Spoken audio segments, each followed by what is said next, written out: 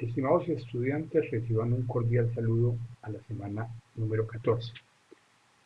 Bienvenidos a este punto en el cual hablaremos sobre la estructura organizacional, ese modelo que representa la forma en que fluye la autoridad dentro de las empresas y que por lo general es vertical y por lo general piramidal, donde la máxima autoridad la ejerce una persona, aparentemente,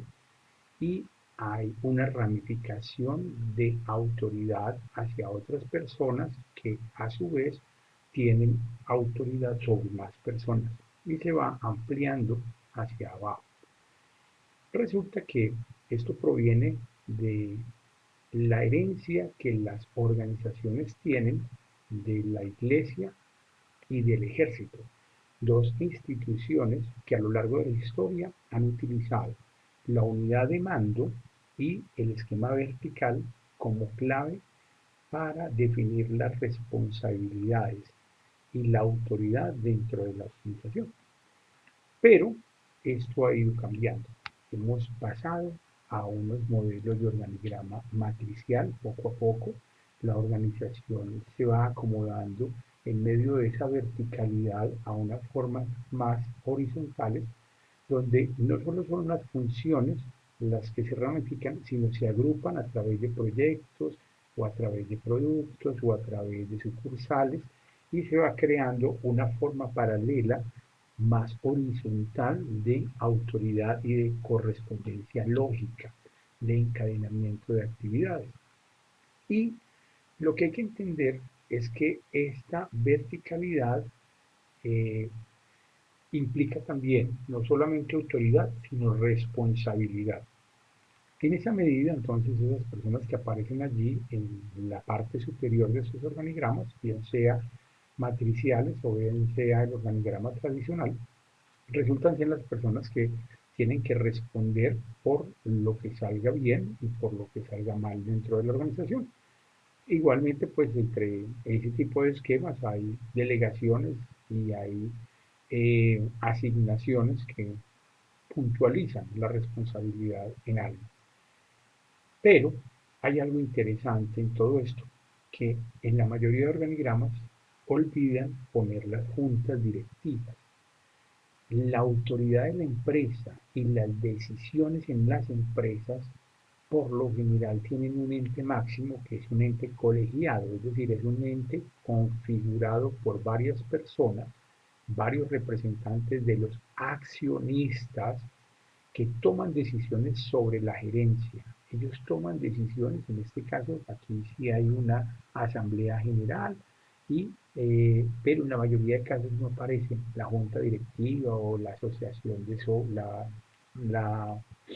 comité de socios, lo llaman. Esto no aparece en muchos organigramas, pero es para que lo tengan en cuenta porque es un asunto que delimita la competencia y la autoridad de las gerencias en las organizaciones. Supongan ustedes en el ITM o en alguna otra universidad, pues quién es la autoridad máxima, el rector, ¿cierto? El rector o la rectora quien está encargado de ese cargo. Pero ¿qué sucede? Esa persona no puede tomar decisiones que se salgan de las prescripciones que dio la junta directiva o la asamblea general o el comité de socios. Ellos tienen que supeditarse, o sea, el rector o la rectora dice, vea, yo puedo comprar artículos o puedo contratar hasta por tantos millones, pero si supera ese monto, debo solicitar autorización al Consejo Superior. En este caso, pues en una universidad como la nuestra, el ITM, es un Consejo Superior, de acuerdo a la Ley 30, el que está arriba de ese rector y tiene un representante de los egresados, un representante del sector productivo, de los rectores, del ente municipal, porque el ITM es municipal, pero si fuera la Universidad de Antioquia es el gobernador. Aquí hay un representante del alcalde y hay un representante de los profesores, etcétera, etcétera. Y ellos son los que toman decisiones generales de autoridad para que gobierne o para que ejecute el gerente general, que es el que ejecuta digámoslo así, la cotidianidad o las autorizaciones o ejecuta pues las decisiones de lo regular de la operación de la empresa. Entonces, en esa medida, pues era un asunto que necesitaba aclarar porque en muchas de ellas no aparece ese papel que cumple la dirección colegiada o estratégica de la organización. Aparece el gerente general, o aparece el director, o aparece el campo de la persona que figure en la máxima posición, pero no aparecen esas personas de esa junta directiva. Dentro de estas tradiciones de cómo se hacen organigramas no hay una regla clara, no hay una definición, cuándo se debe llamar departamento, cuándo se debe llamar unidad. Aquí hay un modelo, digámoslo así, arbitrario, o hay una tendencia arbitraria a que las organizaciones van construyendo su propio organigrama como ellas consideran, como los diferentes asesores las vayan orientando. Entonces, en esa medida, hay unas convenciones. La línea continua implica autoridad y responsabilidad directa, vertical, de arriba hacia abajo. Y la línea punteada significa staff o apoyo. Cuando vean en un organigrama líneas punteadas, entonces aparecerá pues que esa autoridad o esa relación entre esos dos componentes no es una relación de autoridad, sino es una relación de apoyo. A veces aparecen aquí algunas horizontales, aquí está el director general, aparecen unos comités o una secretaria que aparecen no como autoridad, sino como un apoyo a esta línea de autoridad, pero no tienen autoridad como tal. Entonces, suele suceder que aparecen líneas punteadas o discontinuas dentro de algunos organigramas para representar esto. No hay una regla general, no hay un manual de cómo hacer organigramas. La OIT generó un documento en la década de los 80 donde daba algunas indicaciones para la departamentalización o para la división por funciones, pero realmente no lo hay. Pero vamos a hablar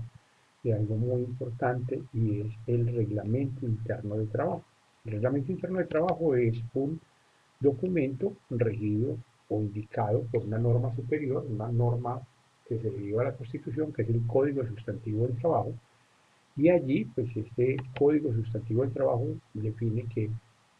el reglamento es un conjunto de normas que determina pues, las acciones a las cuales se debe sujetar tanto el trabajador como el empleador. O sea, el reglamento interno de trabajo emite autoridad o ejerce autoridad no solamente sobre el empleado, sino sobre el empleador. Y las empresas pues, que tengan ciertas condiciones, 5 trabajadores de carácter permanente, si es comercial, o más de 10 trabajadores en empresas industriales, o más de 20 trabajadores en empresas agrícolas o forestales deben tener reglamento interno de trabajo. Entonces, ese reglamento interno de trabajo pues, debe contener pues, como mínimo pues, indicaciones del establecimiento, la localización del puesto de trabajo, condiciones de admisión, aprendizaje, periodo de prueba, entrenamientos, las características de lo que son los trabajos que no son o trabajadores que no son permanentes, sino que van a ser ocasionales o transitorios, la hora de entrada y salida, determinan cuáles son los turnos, determinan cómo se hace el registro de cada turno para garantizar que haya transparencia, las horas de descanso, las horas extras del trabajo nocturno, los días de descanso, cómo se pagan los compensatorios, entre otros asuntos también, el salario, los periodos de pago, pero fundamentalmente es el orden jerárquico de los representantes del empleador, los jefes de sección y la estructura, el organigrama, ¿cierto? Eso es uno de los puntos centrales que define el reglamento interno de trabajo.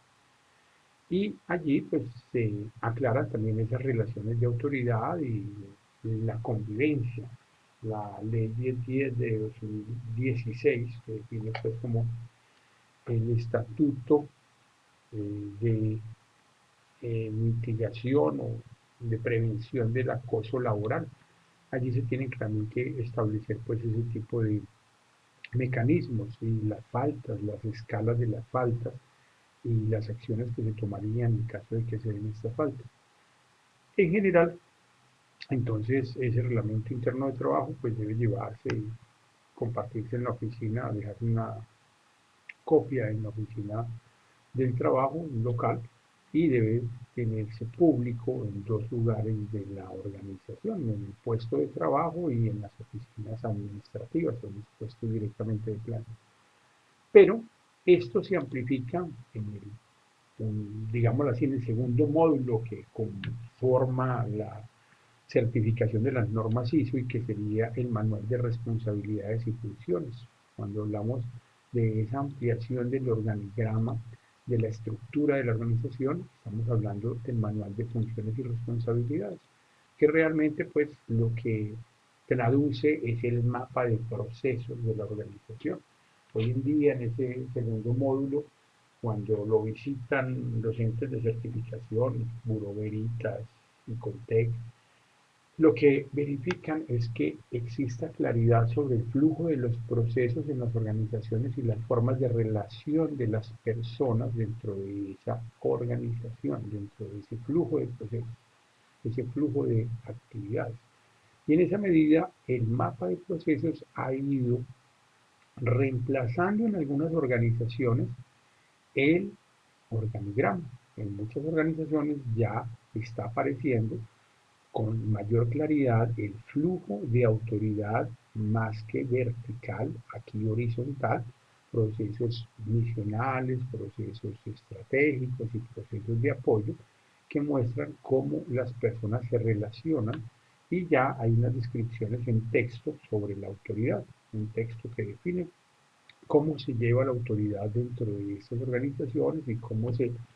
traduce esa autoridad pues en la acción misional de la empresa, en el procesamiento de insumos para hacer productos, bienes o servicios que se le puedan entregar a las personas.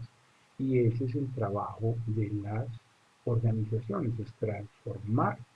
unos elementos de entrada en unas salidas útiles que van a dar una rentabilidad. Y eso se da a través de unas relaciones de actividad, unas relaciones de proceso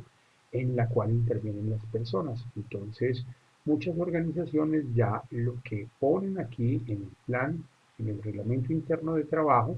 lo que están poniendo allí en el punto número 12 es precisamente el mapa de procesos y la explicación, pues una explicación resumida de cómo ese capítulo 2 del módulo que se presenta para certificación de calidad de las organizaciones en la norma ISO 9001 eh, explica la manera como se contrata un empleado, la forma como se trabaja dentro de ese puesto, cuáles son las características, cuál es la caracterización de cargos, las fichas de cargos, porque ese módulo 2 contiene no solamente el mapa de procesos, sino la caracterización de cada uno de los cargos en la organización, pues conduce a las carpetas donde están el perfil de el gerente general, el perfil del gerente de operaciones, del gerente de logística, del gerente de internacionalización, relaciones y mercadeo, etcétera, etcétera. Eh, entonces, en esa medida, esto es la columna vertebral de la organización, es la forma como funciona y es la forma de explicar las condiciones de trabajo y las relaciones de autoridad en la organización para cumplir su objetivo de manera eficiente y efectiva. Entonces, a eso nos referimos cuando hablamos de eh, la cuando hablamos de estructura organizacional y hay diferentes maneras, hay organigramas más simples que otros, hay organigramas que trabajan el tema de la eh, estructura básica simple de relaciones de autoridad, hay otros que trabajan esquema matricial por producto, hay otros que trabajan esquemas matriciales por proyectos y no hay una norma específica que indique cómo se debe hacer. Listo. Esta era entonces como la introducción a esta temática de la estructura organizacional y ya van a ver 3 documentos en materiales complementarios con los que trabajaremos de manera didáctica para interiorizar mejor esta temática.